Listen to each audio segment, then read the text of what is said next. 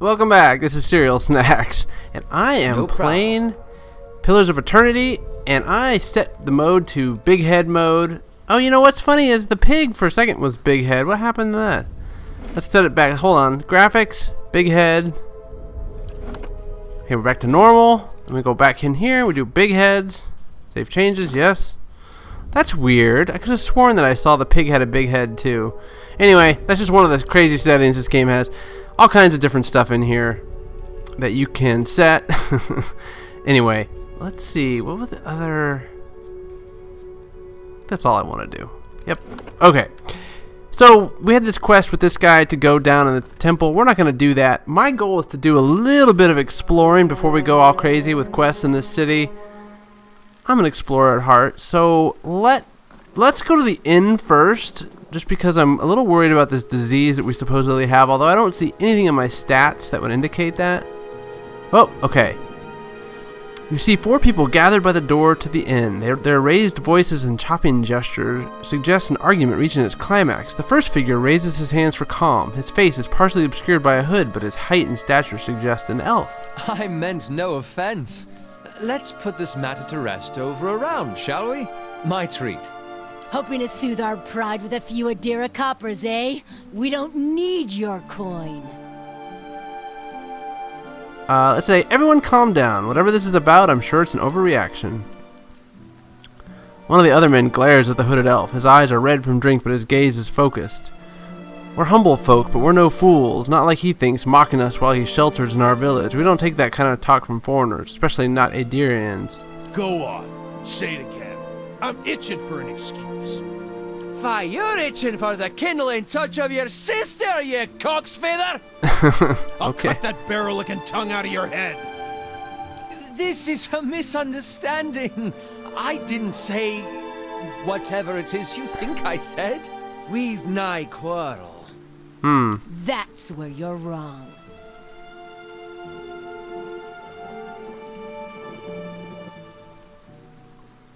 I don't think attacking him is such a good idea. And why is that? Let's see. If someone's baiting you as obviously as he is, it's generally wise to walk away. They look at each other. One of the men gives the other two a warning shake of his head before turning to you.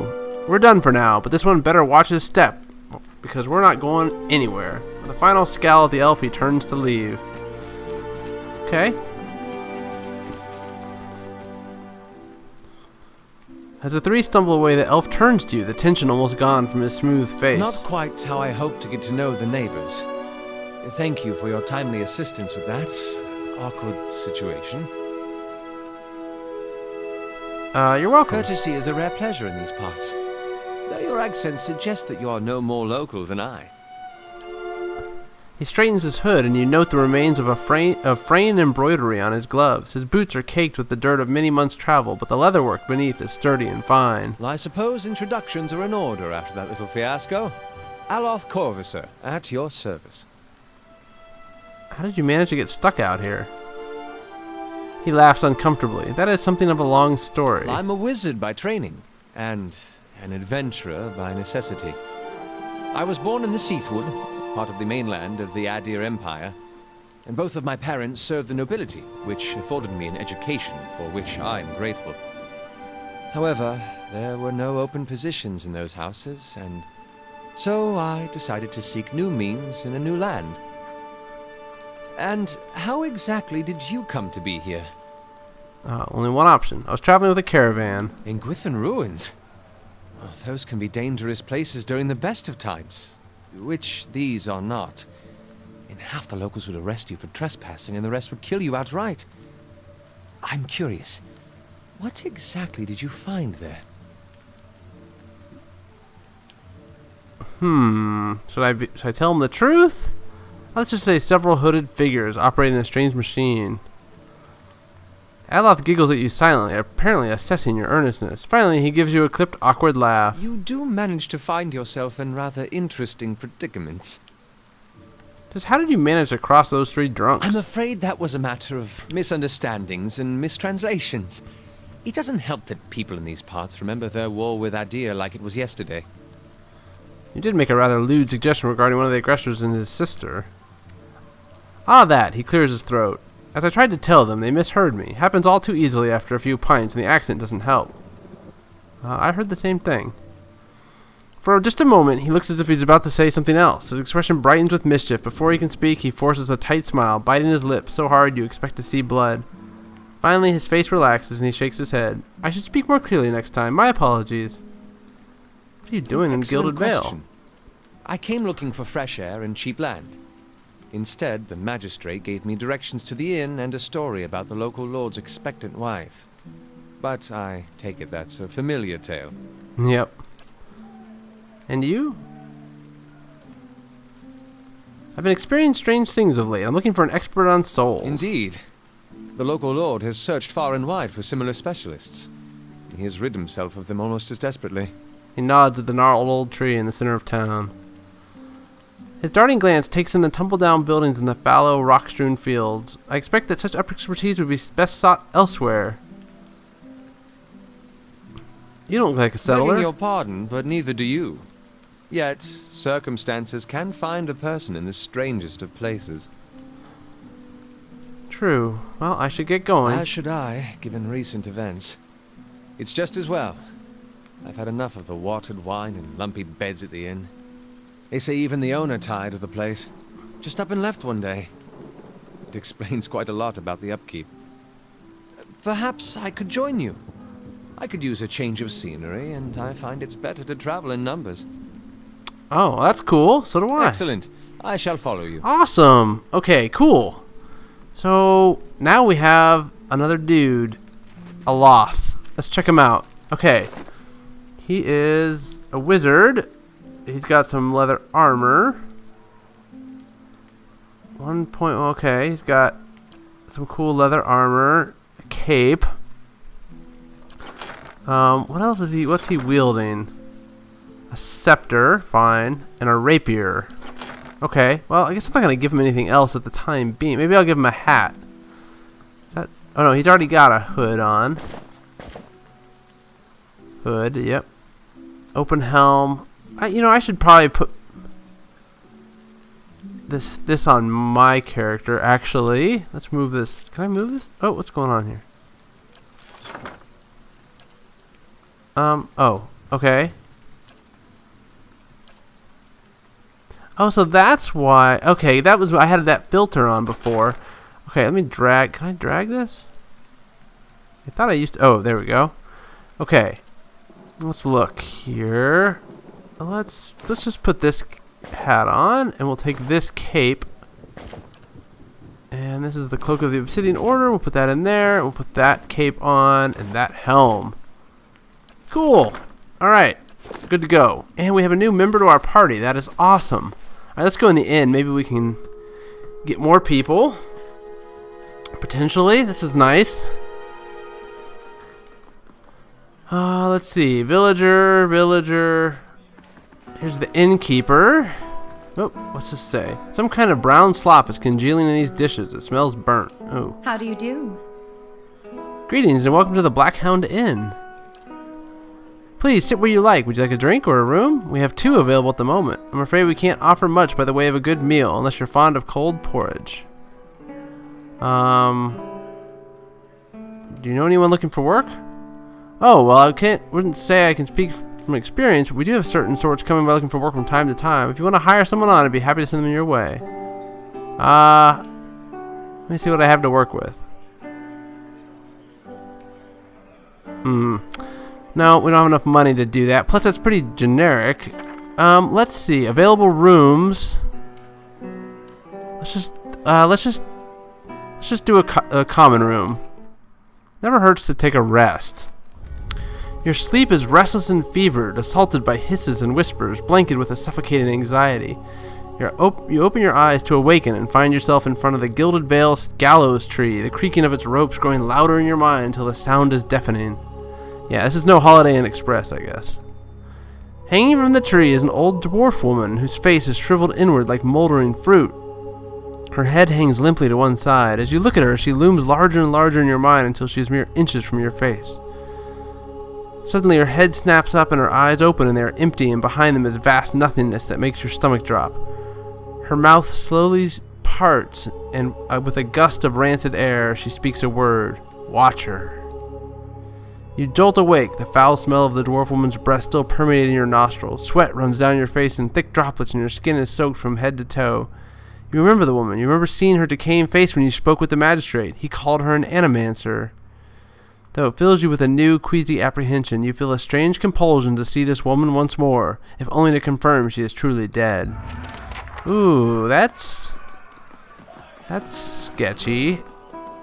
Okay, is there anybody else that's like named in here? Oh, there's a table.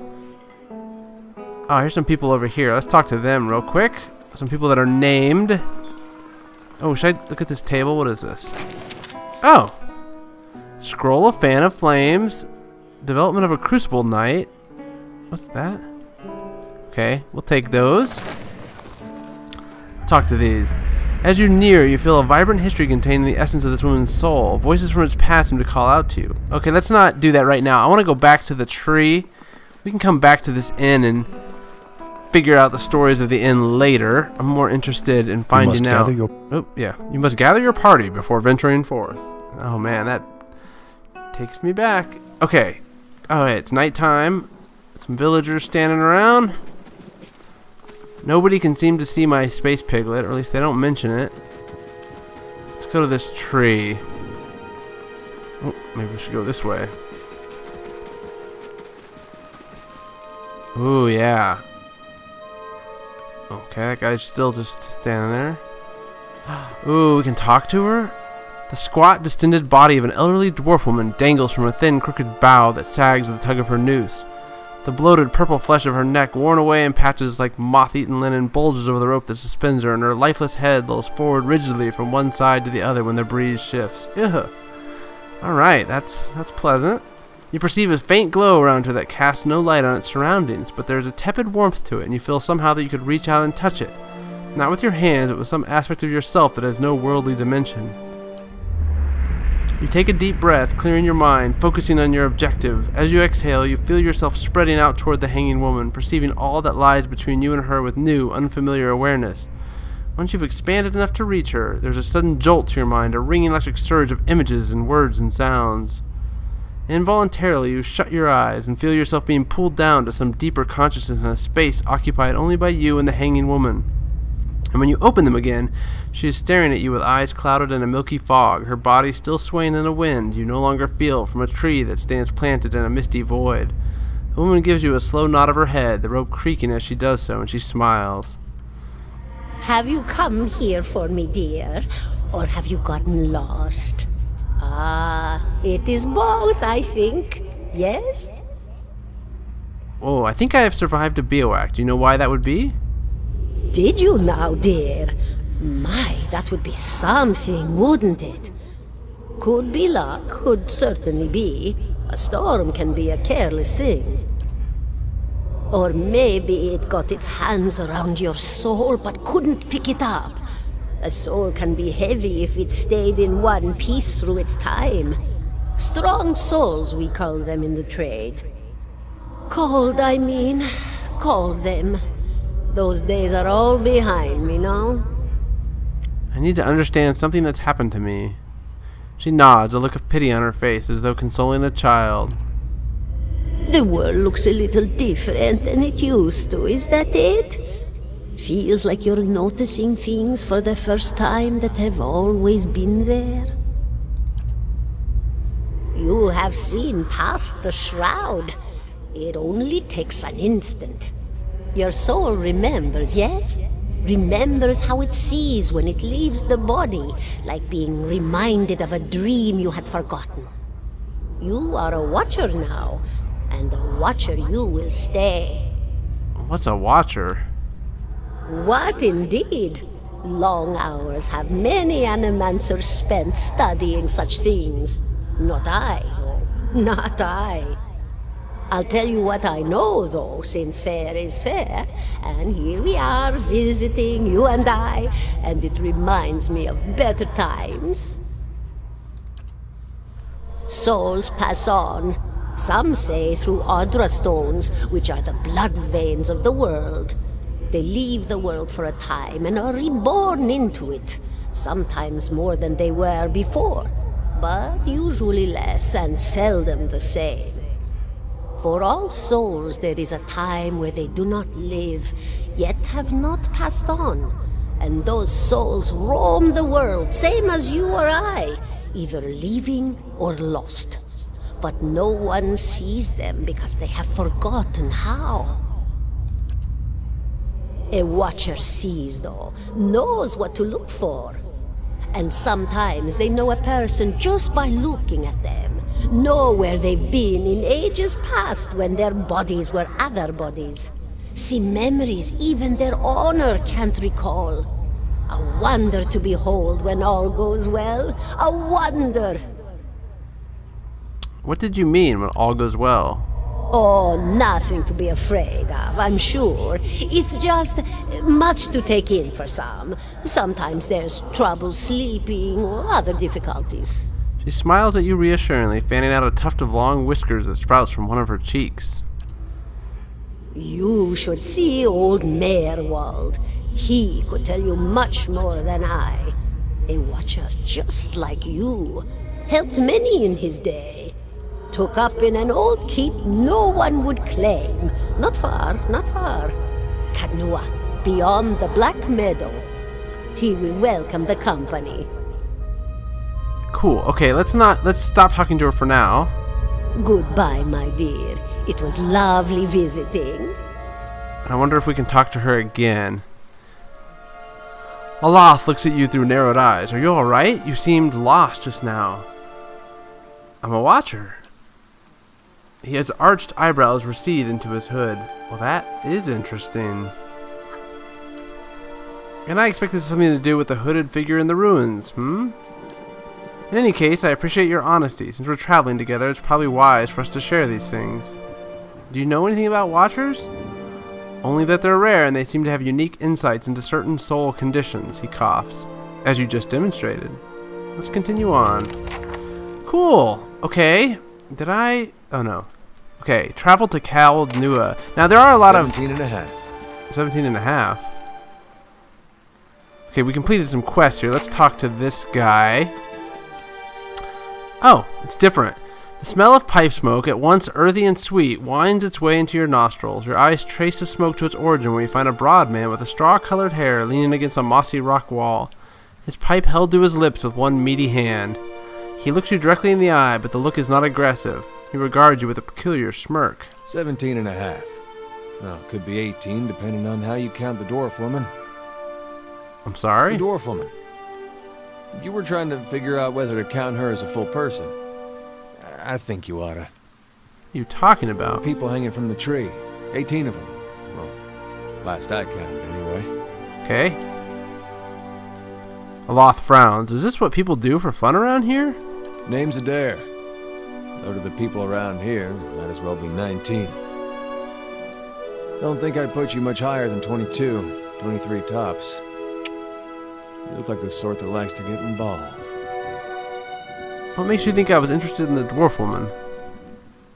He looks at you a moment, his brow arched, his smirk broadens. I was smoking over here, saw you staring at her. Twice I refilled my pipe. You never so much as blinked. Your mouth was so slack I took you for a Radric at first. I've been out of sorts lately. Of course, we all got our bad days when we stand perfectly still and stare at corpses for a while without blinking. Do you know what a watcher is? Careful, friend. Let's not use that word round here. There'll be any number of Radric bootlickers within earshot. Ciphers, animancers, watchers. Same thing in the eyes of folks around here, Radric especially. They come through these parts all the time with their cures, preying on the desperate. None of them are who they claim to be. Of course, seeing you with that funny look, I'd be halfway inclined to believe you were having some kind of communion with that dwarf. Either case, maybe I'm not 19 after all. No offense. You think you're going to be The hanged? town's had it in for me for a long time now. Only fellow who ever stuck up for me, well, he's number 18 up there. My headman on the farm. Used to be my captain during the war. What does your town have against you? Pick the wrong god. That's what it comes down to. Used to be a lot of Aethys worshippers in Gilded Vale. That mess of rocks over there, that was a temple to him, to give you some idea. Then one day, somebody named Widewind shows up on Deerwood's doorstep. Says he's the living flesh of Aethys. Got an army with him. Suddenly, Aethys isn't so popular in these parts. My brother Woden and me, neither of us believed it. No way was that Aethys. He enlisted, then I did too. But, he didn't make it back. After the war, people took to punishing Aethys worshippers, accusing them of treason. Got real ugly, especially after the legacy started. Folks needed someone to blame. I was safe because I fought, but then this rumor starts that my brother, that he was on the wrong side. And I wasn't so safe anymore. Until my headman stepped in and said they'd have to hang him to get to me. Seems that's no longer a concern. Of course, the townies don't do the hanging these days, but when Raedric's men come, they got no problem doing the pointing. Aloth glances at you and lowers his voice. You can see why I was eager to leave. If you're the next to be hanged, what are you still doing here? He gives a half smile. Drinking, mostly. Point of fact, I'm on my way out. Just haven't figured out where I'm going yet. Not a whole lot of places out there that don't think Waidwin's legacy started with Waidwin. Oh, we could travel together. Some place called Caed Nua. There's an old watcher there who might be able to help me. Seem to remember hearing something about that years ago. He tamed that place. People would seek him out for all kinds of things. Troubles of the soul, questions for the departed. Of course, that was back when you didn't have to say watcher with a hush on your breath. A man such as that, there'd be things I'd want to ask him. Don't know why I never thought of it before. Not sure how I feel about setting out with a stranger, and a strange one at that. But, truth be told, you might be the only one in town who wouldn't feel some relief seeing me swing from that tree. There's a fine reason if I ever heard one. All right, then. Guess I'll do some sightseeing. Long as you're not the one picking the sights. Alright, let's get going. Okay, cool. So, alright, let's get these guys, let's move out of here a little bit. I think what I want to do is take a look at this new guy and see what he's all about. Second level fighter. Of course, I'm a barbarian, so we've kind of got a little bit of a overlapping of stuff. Oh, I'm about to level up to level 3. That's cool. We all are, it looks like. So he's a wood elf. He's a meadow folk. Cool. Alright, so this is looking pretty good. And let's look at his equipment really quick. He's got some, Saint's War armor. Pretty cool looking. Alright, and he's got a saber. That's a high damage. Nice. And a really nice war bow. Cool. Alright, I'm going to stop the episode here. Thanks for watching, and I will see you next time as we continue on. I think the next thing I want to do is actually, I believe, head to Caed Nua and this area. Just do some exploring first. If we follow the main quest line, my guess is that we will run into other companions. Not 100% sure about that, but I'm going to follow the main story for the time being until I feel a little bit more confident in our party. And I will see you next time. Thanks for joining me.